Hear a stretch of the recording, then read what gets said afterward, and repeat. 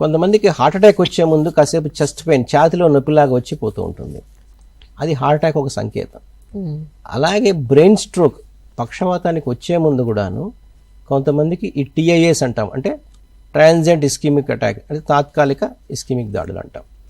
ఇవి వచ్చిపోతూ ఉంటాయి. దీన్ని గుర్తించగలిగితే, దీన్ని గుర్తించి వెంబడే దీనికి సరైన ట్రీట్మెంట్ ఇన్వెస్టిగేషన్స్ చేసుకొని ఎందుకు వస్తున్నాయని చూసుకొని ట్రీట్మెంట్ తీసుకోగలిగితే చాలా వరకు ఈ స్ట్రోక్ రాకుండా ఉంటుంది.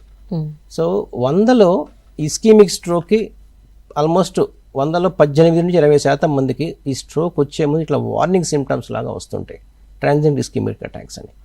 మనం దాన్ని గుర్తించి సరైన సమయంలో సరైన ట్రీట్మెంట్ తీసుకుంటే అసలు స్ట్రోక్ రాకుండానే మనం అరికట్టవచ్చు దీన్ని.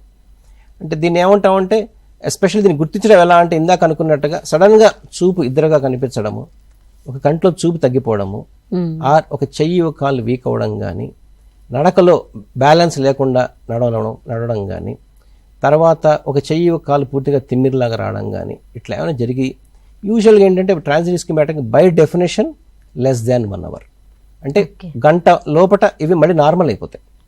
కాసేపు ఆలోచన నార్మల్ అయిపోయింది కదా, ఇంకా మళ్ళీ ఇంకేం రాదు కదా అని తాత్సారం చేయకూడదు. సో 1 hour లోపల ఉండేదాన్ని ట్రాన్సియంట్ ఇస్కిమిక్ అంటాం. స్ట్రోక్ అంటే మోర్ దాన్ 1 hour ఉంటే దానికి స్ట్రోక్ అని అంటాం. సో మనం యూజువల్గా ఇవన్నీ మనం వెళ్ళి వెంబడే చెక్ చేసుకొని మన హార్ట్ ఎలా ఉంది, హార్ట్ రెగ్యులర్గా ఏమైనా బీట్ అవుతుందా, హార్ట్లో ఏమన్నా ప్రాబ్లం ఉన్నదా, హార్ట్ నుంచి వెళ్ళి రక్తనాళాలు ఏమైనా ప్రాబ్లం ఉన్నదా, బ్రెయిన్ రక్తనాళాలు ఏమైనా ప్రాబ్లం ఉందా, అవన్నీ చూసుకొని దానికి సరైన సమయంలో సరైన ట్రీట్మెంట్ తీసుకుంటే అసలు స్ట్రోక్ రాకుండానే మనం స్టాప్ చేసేయచ్చు.